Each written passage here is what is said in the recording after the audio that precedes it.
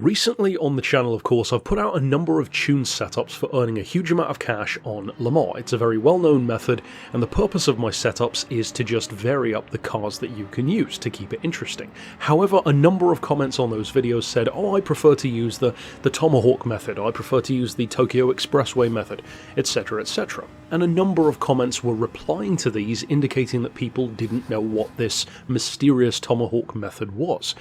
And I will freely admit, I'm one of those people, because I wasn't using the Tomahawk method either. In fact, I hadn't even looked up to see if there were any glitches within the game.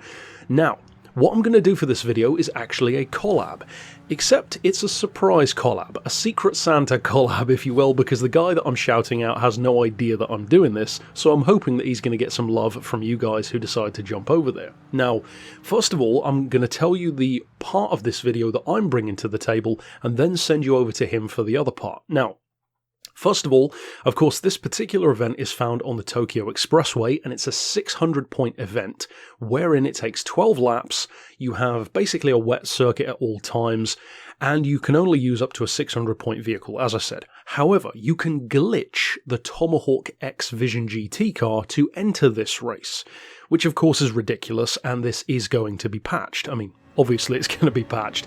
Now the method allows it, quite ridiculously, to go from about 1300 points and glitch the car down to 595. Still on racing hard tyres, which is absolutely nuts.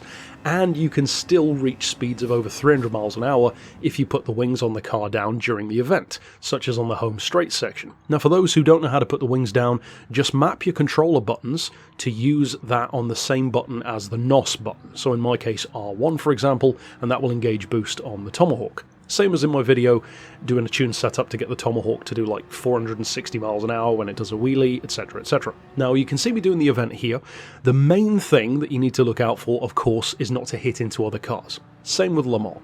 It's a lot more challenging here though because of A, how twitchy the Tomahawk is, and B, they just love to get in your way. So, my method for the event is to turn traction control all the way up to 5. That way you never need to worry. Is it easy? Is it for beginners? Sure. But who cares? This whole method is just for grinding money anyway, so it's not like we've got anything to prove. You can do this whole race in less than 20 minutes. In fact, if you're more consistent than I am, you can run sub 1 minute 20 second laps and run it even quicker than that. I did it in about 18, so that's 3 times in an hour. If you can get a clean event, you're looking at around 2.5 million credits, and if you do it dirty, you're still looking at in excess of 1.5 million. So in other words, it's at least on par with the Le Mans event, even if you crash every time. So it's pretty fantastic. Now, of course, the caveat to this is you do need to have the Tomahawk. So that's $1 million investment or $1 million credit investment to begin with.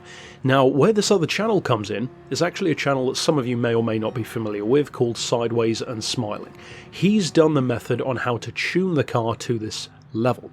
So instead of doing what a lot of people would do, bigger or smaller channels, which is just steal his setup, I don't know where he got it from, but just steal it and act as if I found it myself as well, I'm not going to do that. I certainly wish that a number of smaller channels would do that with my content, but there you go.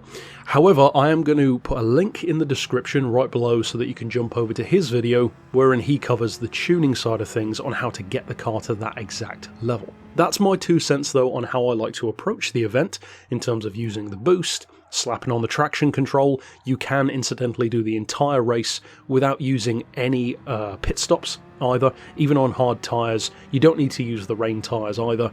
So yeah, overall it's a fantastic method for now, but we already know it's not going to last.